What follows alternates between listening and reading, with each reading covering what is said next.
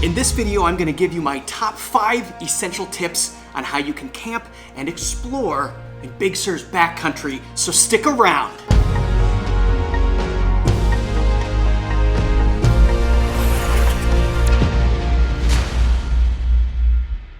Okay, quiet on set. La, la, la, la, la.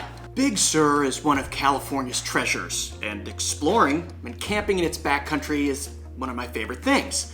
And I'm guessing since you're here, you might be into that kind of thing as well. Why do we need tips to visit Big Sur? Well, it's actually a lot harder to visit Big Sur than most people think.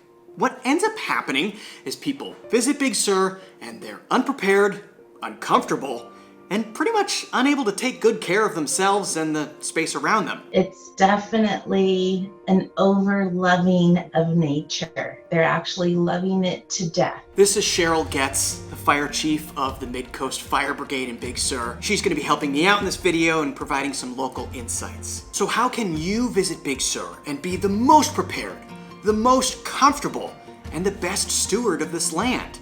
You're gonna get everything you need from these 5 essential tips. Just be sure to stick around for number 1 at the end, which is all about finding the perfect spot. Welcome back to Get Lost with Brooks, the show where we discover and connect with beautiful places. This is the second in a 3-part series on the hidden sides of Big Sur. So if you haven't seen the first part, you can check it out here, or here. All right, you guys ready? Let's do this. Whoopsh. Tip number 5.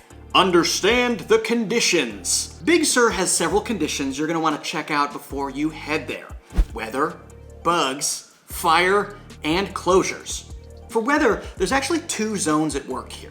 First, there's the coast, which can be cold and foggy, and then there's the mountains and inland zone, which can be hot and buggy.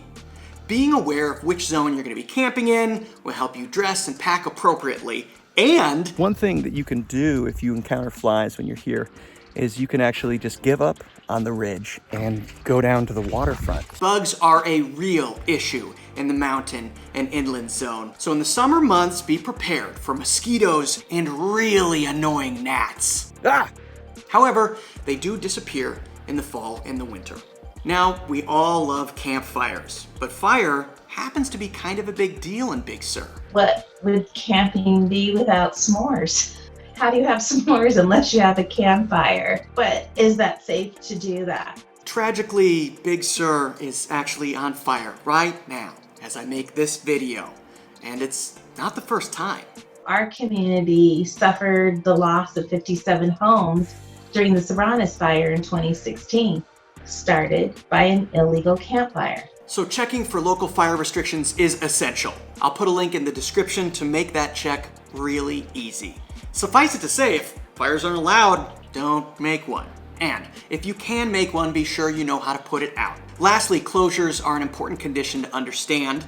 Mudslides, wildfires, and general area closures have occurred over the last few years in Big Sur. For example, just a couple weeks before the Dolan fire was sparked, rangers closed all the dirt roads on the coast with massive fines for violations. That's kind of an important detail if, say, Pruitt Ridge is on your agenda. Find out what's open by contacting your friendly local ranger station. Their link, again, is in the description below. Bam! That is it for conditions. Let's move on to tip number 4. Bring these things. You know how sometimes you leave on a camping trip and say, oh, we'll get that thing when we get there. Big Sur doesn't have that thing. Especially as you venture away from the coast and into the mountains. There's no services.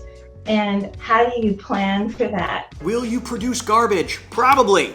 So you're gonna wanna bring some garbage bags. Are you gonna wanna drink water? I'm guessing yes. I use Rotopacks for water storage and I love them. The link is below if you're interested, but any old jug will totally do. A couple other essential items to pack. Bug spray, gotta have it for those mosquitoes. Yeah, definitely the worst part about this trip. But the mega pro move would be to bring a large tent just to hang out in. What you doing in there? In case those gnats are too much for you in the summer. Dude. Bug spray doesn't work on them, and I found that out the hard way. No! Ah! No! I lost my place! Maybe we can just fix this. Okay, we got it. We're good. It's okay, everybody. It's fine. Tip number 3. pack it out. There's an old saying, pack it in, pack it out. I'm keeping everything in this trasheroo, which is strapped to the back of my vehicle. So it doesn't stink up the cab. That's just another pro tip for you. Again, link in the description. Pow, pow, pow. And here's the elephant in the room. Places like Pruitt Ridge and beyond in the backcountry, they have no bathrooms. So people are just pooping on the side of the road. Here's my pro tip, don't do that. I've often pulled up and talked to people and said, can I have your address? And they said, sure.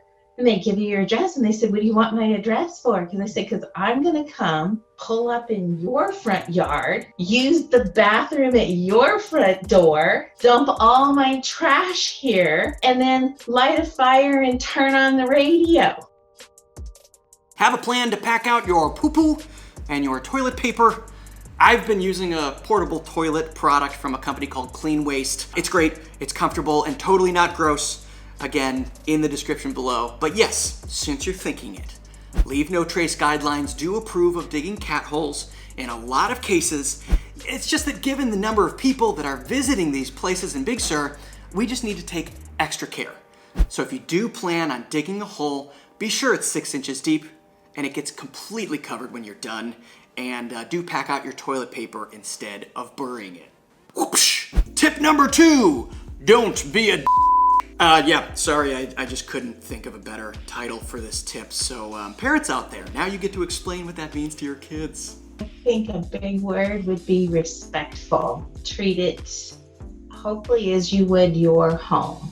Respectful. Yes, that would have made a better title. If they've never really been out, how do you be respectful?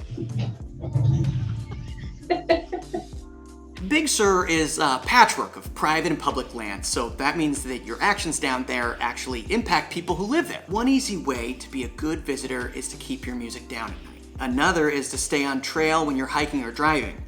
So new trails actually damage the ecosystem, and well, you might just end up with more than you're looking for. Because if you're not familiar with the military grade poison oak in Big Sur, we watch people running through the fields and it's gonna be a bad day.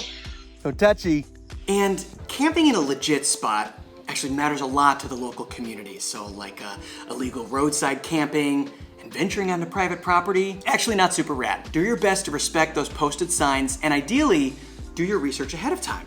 But how do you do that research? I'm so glad you asked. Let's check out the last and best tip. Whoosh. Tip number 1, find the perfect spot. It's no secret why Big Sur is so popular, but you know what is a secret? Some of the best spots. You're just gonna blow up all the best spots? No, I'm not gonna give all the secret spots away here, but what I am gonna do is give you the tools you need to find them yourself. So the first thing I would do is call the ranger station. Giving them a call usually clarifies for me conflicting or confusing information that I may have heard. I would ask about sites without services because those are usually less busy and more adventurous. Again, the contact info is below. Now sometimes you're not really sure what to ask about, so doing a little digging online can open up some options. I recommend Overland Trail Guides, which has an awesome adventure route for Big Sur, which you can check out again in the description. And Google Earth is another favorite of mine for research. iOverlander is an app and website that has a good mix of hidden gems and Walmart parking lots, so explore at your own peril. Now, once you've identified a spot, just be sure to arrive early. Even though this area is pretty remote and the road is pretty rough the farther down you go, it's actually still pretty popular. In my experience, a lot of the good sites are taken in the afternoon, so by staking a claim in the morning, you'll have no regrets. All right, guys, those are my tips. Did you find them helpful? Did I miss any? Please drop your thoughts down in the comments. I would love to hear from you. And keep your eyes out for the third and final episode of my Hidden Sides of Big Sur series, where, yes, I'm gonna reveal a backcountry site. It's far from the coast, and it's just a blast to explore. The best way to catch that is to subscribe and hit the bell for notifications. As always, it has been a pleasure sharing this information with you and having you along for the ride. So thanks for watching and supporting me. And a special thanks to Cheryl Goetz from the Midcoast Fire Brigade. I really appreciate your time, and I hope you are staying safe out there. Thank you. I'm confident that together we can explore Big Sur in a way that is fun, safe, and sustainable. See you next time. Woohoo! I made a video, I recorded stuff.